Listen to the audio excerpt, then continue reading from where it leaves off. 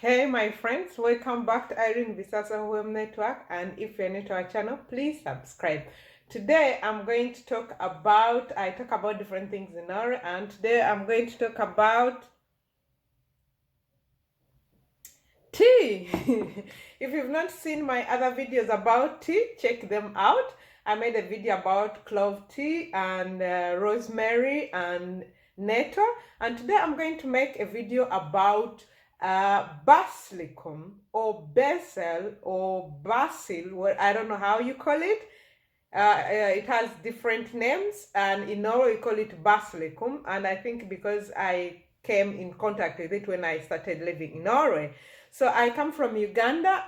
If you are new to our channel, please subscribe. I talk about different things in Norway, studying and living in Norway, and food, and yeah, different things that I find interesting. Yeah.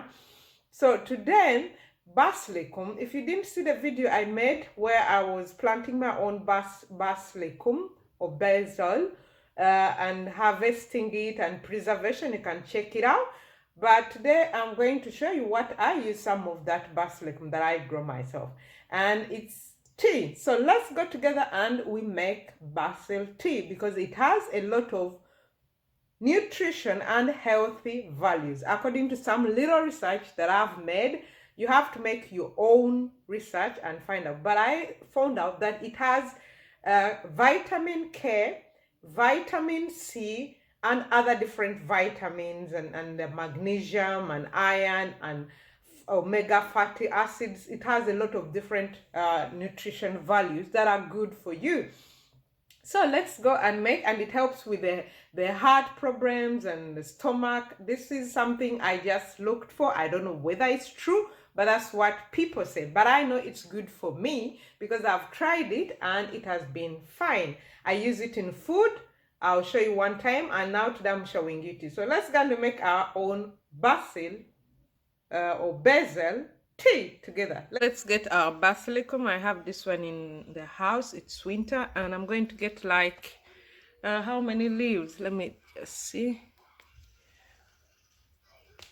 Let me take maybe like 10 leaves. So you get your Basilikum. I always take the big leaves because I want it to continue to grow. This is the one I planted this winter. Let me take, still very young though, so I expect it to become very big. So look, come here, how many leaves. If you have stems, you can use that. If you have the ones which dry, you can also use that, but I don't have dry ones, so these ones I'm gonna cut them.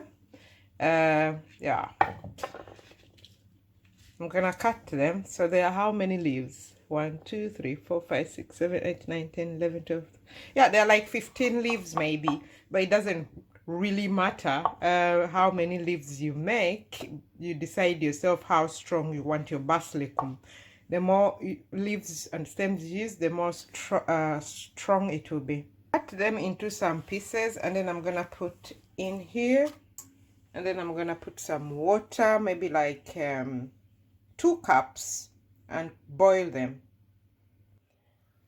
So I've put 2 cups, so I'm going to boil it, and then let me cover it up. It boils maybe like 5 minutes, and I'll put it aside to steam, and it will be ready. So in 5 minutes our tea is gonna be ready, and all we have to do is just put it in the cup and drink and enjoy it.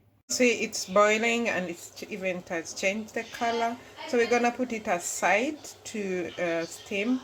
The basil, sometimes some people they call it like that, or basil. So when it's ready, I normally put it in the flask. Why? Because in Norway, electricity is very expensive, especially now when it's the winter. And when I put it here, then it helps me that I just pour into my cup, and I can have as much as I want. And my friends from Ethiopia, I have Eritrea, I have a beautiful family living near me.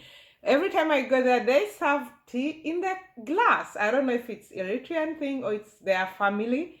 So I put in the glass so that we can see the color. It has changed, you see, and the aroma is amazing. The flavor is amazing. And when you there is some light here coming from my window. It's winter, but there's some light from my window, so it's kind of affecting how the light is in the video, but I think it's fine. We'll be fine this way. Yes, but this basil tea, the aroma is amazing and it's really nice. You can put in some honey if you want. You can put honey, or if you want, you can also put some mint or ginger. I like mixing my tea. You can put on and enjoy it. So let me know if you've tried it and what you think about it. Let me know any tips you have for us down there. Let me know if you've tried it and it helped you. I always say that when I was growing up, I come from Uganda, for you who doesn't know. And when I was growing up, our first aid box was a garden or in the compound. What do I mean by that? I mean that, for example, my parents, we knew in the garden we had this grass whereby, for example, actually, let me start with this one. This is aloe vera, a chigaji in Uganda. And if you had malaria, they cook this chigaji, you drink it, and oh, it's so sour, but it helps. Or we had omululus. I don't know what that one is called in Uganda, but they are leaves, chloroquine or chlorophyll, something kind of leaves, and they are so sour. But you took them. Or if you had a wound, like on your skin, there's this leaf we knew, sele. I don't know what it's called in English. Sele, and we put it, and it stops the bleeding and all that. And after like 2 days, when you weren't okay, that's when you had to go to the hospital. Yeah, but so that was a good thing. I grew up in those days where things were beautiful like that.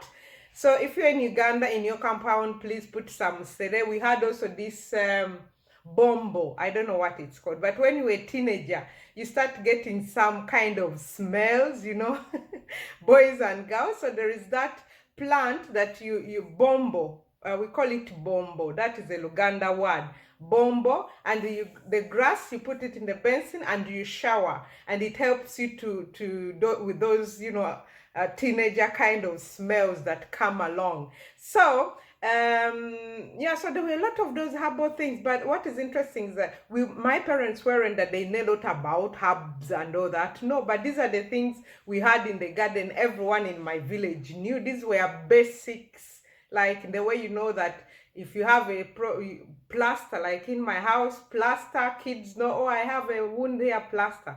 So those were our plasters when I was growing up. And it was beautiful. Now, when I look back into how I grew up, I appreciate it more actually, because those things now in Norway, they are very expensive. But if you live in a small place like me, plant in tins. I have different tins in my house with different herbals and plants and you know, just to have it around you. And it's cheap, and it's even taking care of the environment. So let me know what you think about basil tea and what benefits it has, and if you... You're doing great. You should teach me.